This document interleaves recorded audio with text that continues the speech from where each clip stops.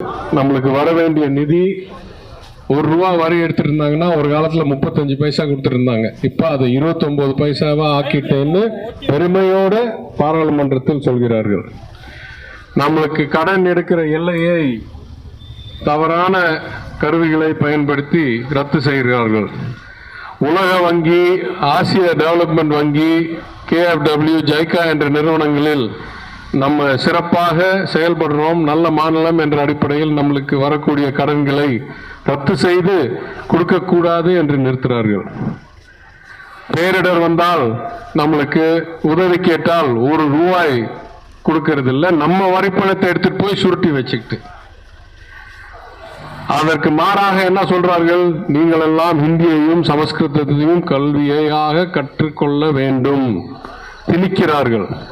நாங்கள் சொல்ற திட்டத்தில் தான் நீங்கள் கல்வி பெற வேண்டும், நாங்கள் சொல்ற தேர்விலால் தான், நீங்க நீட்டு தேர்விலால் தான் மருத்துவத்தை கற்றுக் கொடுக்கறதுக்கு தேர்வு செய்ய வேண்டும். இதெல்லாம் நம்ம பணத்தில் நம்ம பசங்களுக்கு நம்ம செய்ய வேண்டிய சட்டமைப்பில் மாநில பட்டியலில் இருக்கிற உரிமைகளை தொடர்ந்து பறிக்கிறார்கள். இதையெல்லாம் தாண்டி ஒரு கொடூரமான ஒரு ஆளுநரை சென்னையில் வைத்துவிட்டு, கொடுக்கிறத படிக்கிறதுக்கு கூட திறனில்லாத ஒரு நபரை வைத்துவிட்டு, சட்டமன்றம் உருவாக்குற எந்த சட்டத்துக்கும் கையெழுத்து போடாம தூங்கிட்டு சாப்பிட்டுட்டு பல கோடி ரூபாய், நான் நிதி அமைச்சராக இருக்கும்போது வெளியே எடுத்து காமிச்சிருக்கேன், பல கோடி ரூபாய் முறை இல்லாமல் எங்க போகுதுன்னே தெரியாம பல கோடி ரூபாய் செலவு பண்ணிட்டு இருக்க, எந்த பணியையும் ஒழுங்கா செய்யாத ஒரு கொடூரமான ஒரு ஆளுநரை இங்கே திணித்து இருக்கிறார்கள், நம்மை துன்புறுத்துறதுக்காகவே.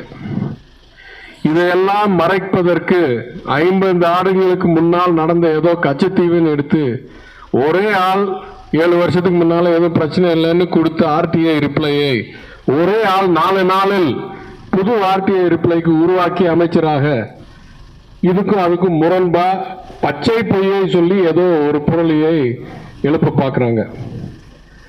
நான் கேட்குறேன், படித்த மாநிலத்தில், பகுத்தறிவு இருக்கிற மாநிலத்தில், அனைவருக்கும் கல்வி பெற்ற மாநிலத்தில் இந்த மாதிரி டுபாக்கூர் வேலை எல்லாம் எவ்வளோ நீடிக்கும்னு நினைக்கிறாங்கன்னு எனக்கு புரியவே இல்லை.